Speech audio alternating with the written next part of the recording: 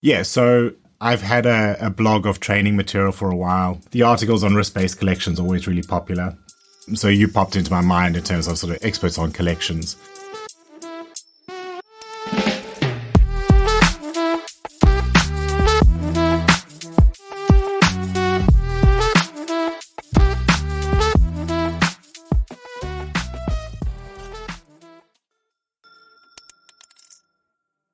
Welcome back to How to Lend Money to Strangers. I'm your host, Brendan LaGrange. If this is your first episode, I'm afraid I can't always promise you the sexy, gravelly voice. I am coming off the end of a little cold. But hopefully I can promise you interesting content about lending across the credit life cycle and around the world. When I first became a consultant, I spent some time writing out a series of articles, primers on some of the key topics of credit risk strategy, and I put them up on a blog which I've left rather unattended for the last decade or so. During that time, it's amassed about 250,000 reads across a range of topics, but the most popular are consistently my articles on how to build a profit model, the sort of topics I discussed with Graham Whitley in episode 2, and my articles on risk-based collections, which are the sort of topics I'm discussing today with Terry Franklin.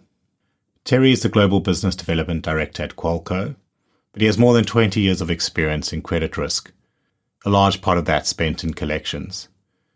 Terry has worked across Europe and Asia, and so brings a wealth of experience to this discussion. We talk about modern strategies for risk-based collections, and in particular we talk about how COVID and the world's reaction to it have forced some really positive changes in the world of collections. Join me in a second for that. But yeah, if you can sort of start a little bit of background of your entry into risk, what you're doing now, and where you've touched on collections. So I actually started in the credit risk and collections industry probably back in the early 90s. After I left the Merchant Navy, I joined a company called the Lewis Group, and I actually helped with collections activities. The Lewis Group back then was a debt collection agency that specialised in collecting contingency basis, so getting paid commission for covering unpaid monies. I remember we had a milliliter dialer at the time, and it was one of the drivers of efficiency across the contact centre.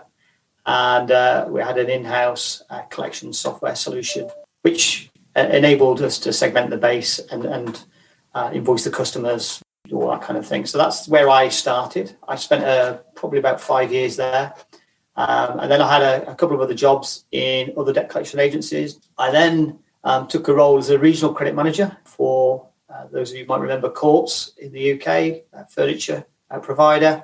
I was actually responsible for the credit risk management oversight in Malaysia, Singapore and Indonesia. So I lived out in Singapore for a period of time, and it was interesting because it was a much broader view across the credit risk spectrum. So I was responsible for assessing credit risk applications, the quality of the customers we were taking on, what were we doing from a customer management and a collections perspective. Then I returned to the UK in the early 2000s, where I took on a role in business process outsourcing as a solution architect. My focus was primarily around credit risk aspects and collections. And I also, during my time at Vertex, which spanned about 7 years, was responsible for setting up an internal collections business in the UK. So I worked on a number of different projects in different countries, including the US. And latterly in that role, I was responsible for setting up the internal collections operation within Vertex, where we would insource debt from different contracts across the group. During my time, I would say the switch from becoming a regional credit manager and working back in the UK in the business process outsourcing arena, some of the things that had started to change fundamentally were the types of contact tools that were being used. There was a lot of manual tracing going on back in the 90s. There were a lot of different communication tools that were used to generate contact from customers to help identify who the non-payers were and really to get to grips with kind of pursuing those non-payers. And by the mid-2000s and on, there started to be a shift in terms of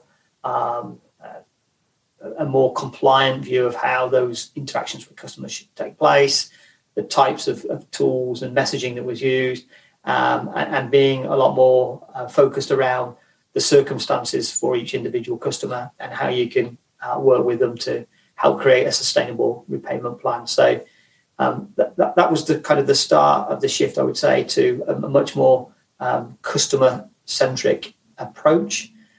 In terms of the collections tools, they haven't changed massively in that time. So still letter, telephone were the predominant features. And I remember introducing SMS messaging and automated voice interaction as a couple of tools in around about the mid-2000s. So we started to explore different ways that technology could drive communication with customers and bring the net cost down. So particularly when you've got contracts that are incentivized around net returns to the end customer, obviously you want to collect as much as possible at lower cost as possible. So that optimal point of return is what's really critical.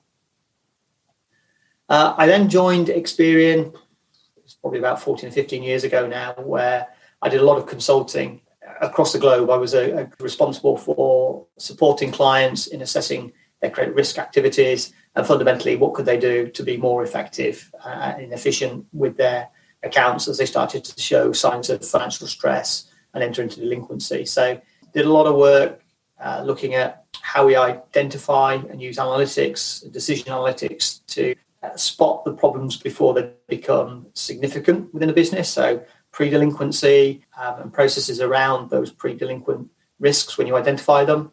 And then working with businesses to establish how best to use data and insight driven from that data to segment and treat customers more effectively. And then within the collections workflow space, how do you actually use the data and insight that you've got to differentiate the types of channels, the types of messaging, the intensity, the frequency at which you would interact or pursue a customer. And also then customers' affordability at a point in time, or what are the trends in terms of a customer's affordability, whether it be a business or an individual. How do you bring that into your reckoning and decisioning in order to set up a payment plan that's not only evidencing that you're taking into account a business or a customer's ability to pay, but also to put in place a payment plan or some sort of forbearance option that's going to be sustainable and bring that account back to some sort of order at a later point in time. And the key there is to make sure that the perception for the end customer is you understand me. I feel like you're working with me to come up with a solution that's going to help. There are always going to be instances where customers are resilient to any kind of contact, or they made a decision for whatever reason that they just want to take the goods or services or the loan or whatever, and really try to get away with not paying for it. So you still have to recognise that there is that subset of customers with any portfolio that you may need to be really focused on in terms of the collections, treatments and activities you apply, including taking legal action and making sure that you can recover any assets if there are assets. But then in other industries, water is a good example actually, where the use of collections activities is really geared around trying to catch the customer at the right time with the right message, offering them a way to start to repay that allows you to get some sort of movement in terms of repayment or recovery of any outstanding monies. And the reason I mentioned the water industry is because way back when the ability to disconnect customers for non-payment was stopped, there was a view in the industry at the time that there would be a significant increase in losses because customers would just be able to continue without paying and there would be no sanctions. So the industry had to get quite smart around how you do things en masse when there is non-payment and there is absolutely no long-term consequence in terms of them being able to continue to take supply of water. So it's those kind of challenges over the years that have, in my view, helped innovate the way that you use data and systems and intelligence to better interact and differentiate the treatments that get applied to customers. I left Experian about 14 or 15 months ago. I joined Qualco, where I'm responsible now for the global sales of our technology solutions. And since I've been here, we've had the COVID-19 pandemic. In fact, it I've literally been in this role throughout the pandemic. That in itself has created new challenges across the globe. But I could probably distill it down into a few things that have happened within the credit risk space and probably more specifically in the collection space. So the ability to enable your business users to access systems from anywhere, because a lot of people started to work from home, and historically these systems hadn't been made available to end users in their home environment. So that was something that had to take place. Clearly, there's a lot of governance that sits around how people operate collections operations, how agents interact with customers, and there's a lot of oversight there. So again, there had to be controls that were appropriate but manageable in an environment where you've now got people working from home and speaking to customers on a daily basis. The technology, the peripheral technology around the collection systems needed to be able to distribute it into those people's homes or those agents' homes to do their work as well. What I found really fascinating is there had already been a shift to digital and using digital interaction points. So we see it a lot in the acquisition space. We've seen it a lot in the customer management space. I would say that historically the collection space has been very slow to follow that. But what we're really seeing now is a more significant shift to allowing customers to interact through digital portals and to set up payment plans, to be able to access information about their account so that they can make an informed decision. And a lot of that's enabled through API technology and ensuring that the data that's being presented to the customer is in close to real time, so that the end customer can actually set up a payment plan that's driven by the rules that you may want within your collections operation, but are actually just being presented to the end customer in a digital format so that they can make that decision themselves. And what that's allowed organizations to do is to interact with those customers 24/7. You get a lot of people that will go in and make a payment arrangement or a payment plan. You can communicate with them through any outbound conversational message, SMS, things like web chat, and actually then use that to drive the interaction with the customer. There still has to be all the necessary security around that and all the necessary compliance around identifying that you are speaking to the correct end customer, but then ultimately helping them by understanding their circumstances and using all the information that's available to interact with that customer in a way that ensures that they will set up a payment plan or a forbearance option that is both affordable for them and sustainable in the long run. And I think we have spent a lot of time recently, particularly because of COVID-19, looking at the infrastructure between the data, applying analytics, and we're applying machine learning through our data-driven decision engine to then differentiate how treatments are applied in the operational systems. And the real key for me is that ecosystem should be fully integrated, and it should be a continuous loop so that you continually are learning from the outcomes that you get from the actions that you apply to those customers, whichever segment they fall into, whatever treatment you apply, understanding what's been successful, what hasn't been successful, introducing champion challenges wherever you can to test new options, but also to ensure that the quality of the data that you're pulling in to help with those decisions is of the highest standard. And we've already started to see the introduction of open data and open banking data, particularly in helping with some of those affordability assessments. So if a customer consents to sharing that data, and you can pull it into a digital journey, and you can create a full income and expenditure assessment, actually you're giving the customer all the tools that they need to make an informed decision about actually what they can and can't afford to pay. But that also then translates back into the business, where the business can use all of that information where appropriate to ensure that the plans that are set up in the back-end system are maintained.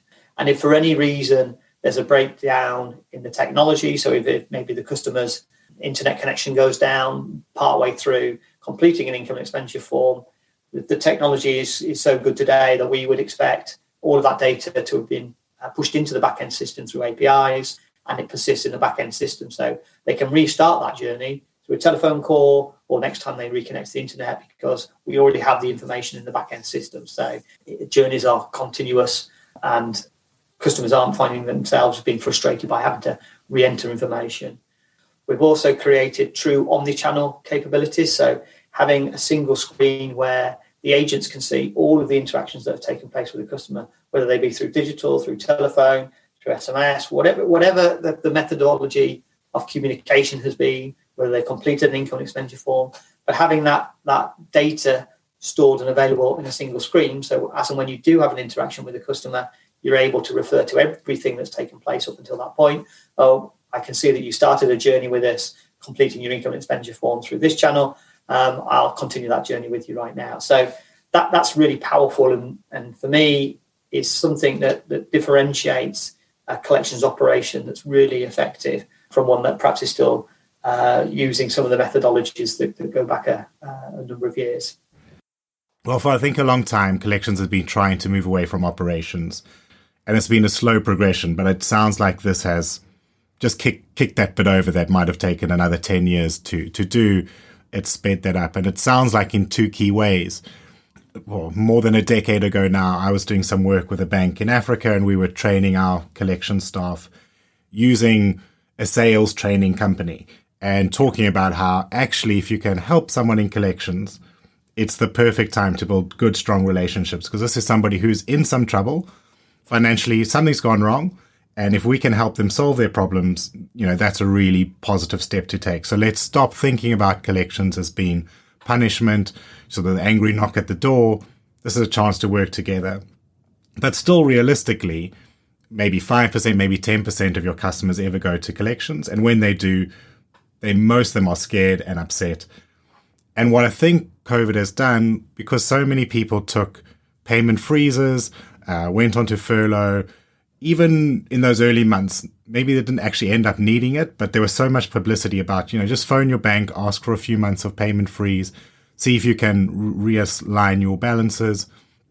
There was so much talk of that I hope that has shown consumers in general, okay, collections isn't a scary thing, because none of us have interacted with it other than in a movie seeing, the big guys with baseball bats knocking on the door. And no matter how much has happened over the last decade to change that mindset within lenders, the consumer doesn't know about it until they come face to face. So hopefully that showed more people that early on, maybe instead of going to minimum payment on all your credit cards and taking out another debt to hope for the best, maybe I can phone my lender and see if I can work something out with them. The second point sounds like operationally as well. The customer doesn't really have a choice here. So it felt more like a government sort of office. Like, yeah, we could make it more customer friendly. Yeah, our user screens aren't great, but there's other things to do, and customers, they're not going to complain. They're in collections. And it sounds like the work you're doing now in terms of actually the same sort of work we would do anywhere else in the bank. Let's make this user friendly. Let's actually give consumers the ability to set these up. And it probably was a scary thing to do, and it was probably difficult for a collections manager in many lenders to say, I want the investment in a collection system to make it more user-friendly, to allow my agents to work at home, to allow my customers to log in and self-manage a payment profile. This was a good time to invest. It's always going to be stressful anytime you're in collections, but I think the more we can give that friendly face, that friendly experience, hopefully it can allow consumers to interact better. And you said we can pick up on, you're tracking all of this, you're measuring it all anyway, so we can hear how it's working. But it, to me, sounds like you're going to get a lot of collections out of this, because you're not going to have customers running from you. You're not going to have customers running from themselves until it's too late. Hopefully we can get people in while it's recoverable. Because, we know that, high interest debt, if somebody tries for 6 months, a year to hide the trouble, they might just end up in a place you can't get back from. So to me, it sounds like a lot of positives that have come out from, March 2019. If we had said, like, what's this going to do to collections, it would have just been horror stories. But it sounds like actually the 18 months of COVID has maybe helped the collections agency. Not that I want to kind of sweep under the carpet that there's going to be some customer problems to work through for a long time, but it does sound like it's given that little kick. Yeah, I think there's a lot of regulatory influence on a lot of that as well. So obviously taking into account affordability is a really significant factor. But I think At the moment, there's a lot of understanding financial hardship, being compassionate, being empathetic with customers, spending the time to understand their personal circumstances as best you possibly can so that you are catering for their personal needs. Now, the smart companies are using data and analytics to really help identify who those groups of customers are, and also using data and digital tools to interact with those customers to make the journeys as low friction as possible, but also to stop that, because there's a stigma attached with debt. And I think it's helping people to understand that you're not alone, we're here to help, and we can help you get out of that situation. To not have to make or let somebody feel that they're going to ring up somebody they've never spoken to before and try and explain why they're in a debt situation is not a nice place for anybody to be. And I think the power of the digital tools, the fact that they don't have to justify why they're doing what they're doing, as long as they can use a tool that allows them to set up a plan that is then affordable and maintainable, and that's all accepted within the digital platform, it just means that it's a lot easier for those customers to use those types of tools. And I do genuinely think, of all the things that have happened, that's probably the most significant. Some tests years ago with clients where we introduced digital, and it was something like 1% of bad debt reduced just because we found people were using a digital platform who had never interacted with the businesses before. They obviously were prepared to do something about it. They just didn't want to do something about it. And I suspect a lot of that is to do with that personal discomfort of having to justify why you are in a situation you're in. And I think the more businesses recognise the circumstances of their customers, and the more that they use that to interact with those customers in an appropriate way, then the more effective they'll be. You need to get the balance right between, okay, you can't continue to overspend and you can't continue to do X, Y, and Z, but this is a manageable arrangement you've got in place, and therefore we're happy to use that. And I think the other thing that we've had to look at and is really key to the technology side is conduct risk. So how do you ensure that your staff are following through those processes and procedures that you know are really going to make a difference to the end customer? So having things like 4 eyes review of any process that takes place, containing or parameterizing what may and may not be offered to different customers based on the data that drives the treatment path, ensuring that the user access to provide a certain service or a certain interaction with the customer is aligned with the skills of that individual. So there's a lot of things that you can do, but not all technology works in the same way. And I think the businesses that have been really effective are the ones that have used technology where it absolutely helps manage that conduct risk, and it absolutely helps provide the right interaction to those end customers. And I have one kind of key mantra that I always say to our teams when we're talking about solutions for clients, and that is you really want all of your intelligence and decisions to be executed through one central point. So there's a lot of things that are out in the market where you've got a small brain that does something in one area and another small brain that does something else in another area. But I do think it's fundamental to have a single control over all of the processes that you want to apply, so all of the treatments that get actioned on your portfolio, so that you do have a consistent feedback loop and you do then continue to improve. And I think, again, that's where collections has always been perhaps overlooked for it being really difficult. And maybe I'm using myself as an example, and maybe I'm just a bad example of it. But when I was doing like the modeling side of credit risk, we would be asked, can we build a collection scorecard? And we might go and get some data. So we say, okay, yeah, because the normal scorecard, once people have gone delinquent, everybody just looks bad. So let's build a new scorecard on propensity to pay. And we would take some of the normal kind of credit data and we could build a scorecard for early collections. And it would be quite predictive in month one. And the operations manager would say, like, what do I do if I don't get a right party contact? And I don't know. I don't know how to model that data. I don't know how to look at time. And they would like, how long is a phone call? When are we making contact? Should we phone business hours, non-business hours? Should I make a promise to pay of a certain time or not? Which letter should I send when? And it was just so far beyond in traditional credit data that it would just say, I don't know, I'll tell you who's high, medium, and low risk. And then we can kind of expert guess from there. Whereas now, the people that are building models now are a lot more familiar, I think, with different data. And the operation process is, I think, producing a lot more data that's easy to use instead of just sheets of paper on who made a phone call. And to be modeled using technologies that are actually able to monitor that, to come to collections, to proper risk-based collections that isn't just high, medium, and low risk at 30 days delinquent. And that's perhaps why, I think even more so than fraud, why collections was the sort of island of operationness. But it was always very difficult. And it sounds like the technologies you're bringing now are the sort that can actually change that.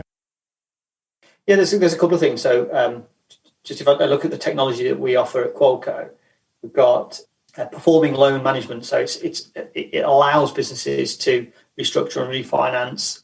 A number of our clients are investors and they buy portfolios, and they may be a non-performing loan portfolio, but they may have a performing element within them. So the ability to refinance and restructure is really key. Then we have our collections and recovery system, which effectively is the workflow workhorse that does all of the segmentation and applies the treatment. But the bit of glue in the middle is our data-driven decision engine. And this is, to your point, is being able to take outcomes from those systems and feed them into a single data warehouse to augment that data with external data or any other data that our clients have or have access to, and then use that to create new variables. So how often does something happen in a short space of time? So we look at things on a daily basis, a weekly basis, a monthly basis. So different behaviors change at different frequencies depending on what it is. So if you're looking at channel propensity, that might be very different to credit risk propensity. We consume that data, and then we look at how rapidly things are changing, and we use machine learning to build predictive models. The power of machine learning is it can look at all of those data characteristics, and it can build those models without having to use an army of analysts.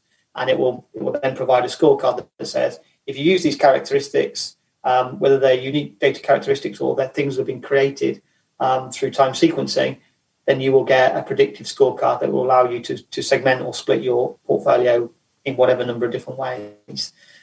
And I think the other point I was just going to make is in these times, post-COVID, particularly with the furlough schemes, the moratorium that have been put in place, and they vary from country to country, what's really interesting is who's coming out of COVID-19 in a better or worse shape.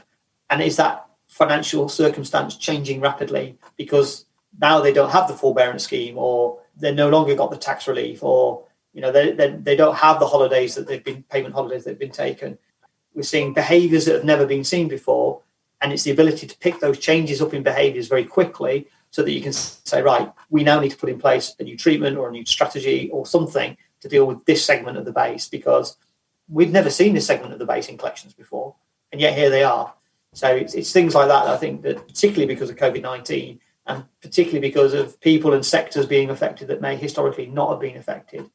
And whatever happened in the credit crunch, this is a very different financial impact, and it impacts different organisations in different ways and different people in different ways. So it's spotting those trends quickly and then being able to change and adapt how you treat them. And that's where the integration of the data-driven decision engine with either your loan management forbearance tools or your collections workflow treatment becomes powerful, because that's a real-time feedback loop, and to use that then to drive a differentiated interaction with the customer.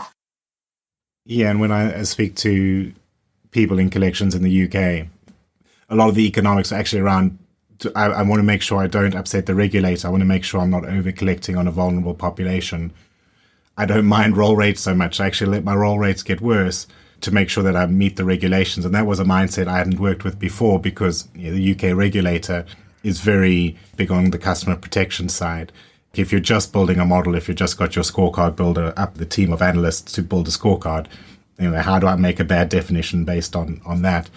So it is interesting to hear these. Yeah. And I mean, this COVID has been really strange in that a lot of people have not had the opportunity to overspend and end up in collections, or other people that wouldn't normally be in collections are, because the industry they happen to be in, for 18 months, they've not been operating. And I think maybe there'll be a silver lining in that the sort of new data that's come in, this new mindset will hopefully reinvigorate collections. This is a way that we can work with consumers who all have unique situations, and we can model more varieties and we can treat more varieties in collections, while still obviously being an area where you have to make sure you're recovering that money. If your collections is slipping, future debt will get impacted. I've done some work with collections teams, and it's quite important for them to have a reputation in the market. So either because they're the bank and people pay back banks, or just they've got a reputation of never giving up, versus somebody else who's like, they're easy to default on. And when you think, well, I've got to pay one of three people, I want us to be the one. In the past, that was done by being the most aggressive. But now it does feel more like you talked about some of that empathy and compassion. If we can build an experience that's a good experience that works with the consumer in a format that works for them, no embarrassing phone calls, they can do it themselves. It's an interesting way to flip that. And maybe, you alluded to can't pay, won't pay, that kind of age-old dynamic. I'd imagine you're going to get more people that are willing to pay and are willing to work on the agreements because the experience was good. They'll pay you. If somebody just phones up and starts yelling at them that they're overdue, there's quite a lot of consumer education these days. It's a lot of consumer protection. They could just know when to say, well, I don't feel like paying you, but I've had enough of these harassing phone calls. I'm going to speak to the ombudsman.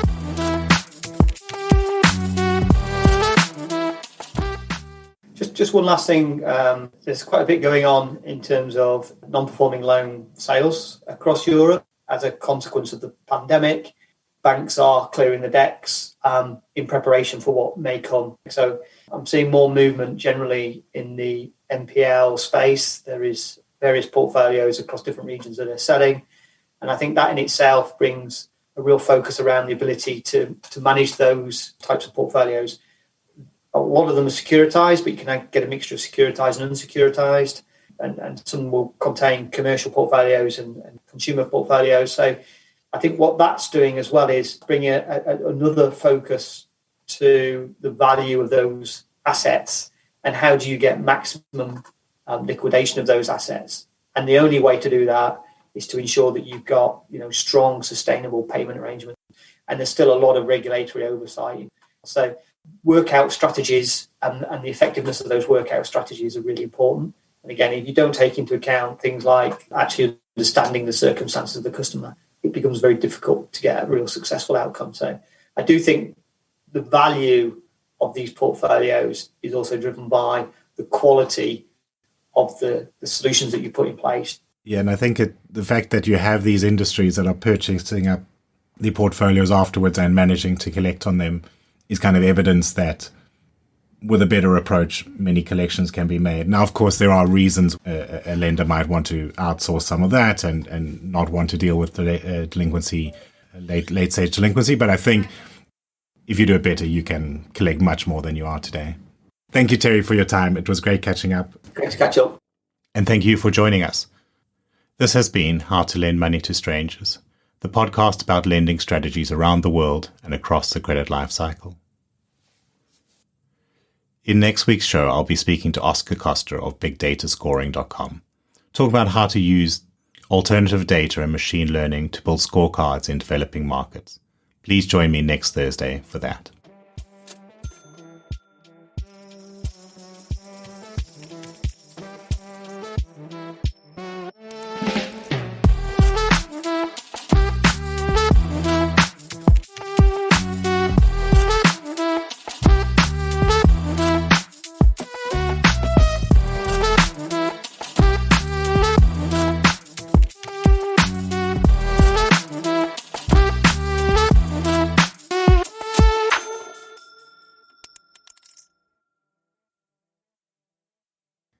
I think the last time I saw you was in a restaurant in Helsinki with a nautical theme, and you were explaining all the different ships, and that's when I found out your sort of started in the working life as a ship's navigator. And that's certainly what stands out most in my mind. But that must have been a decade ago.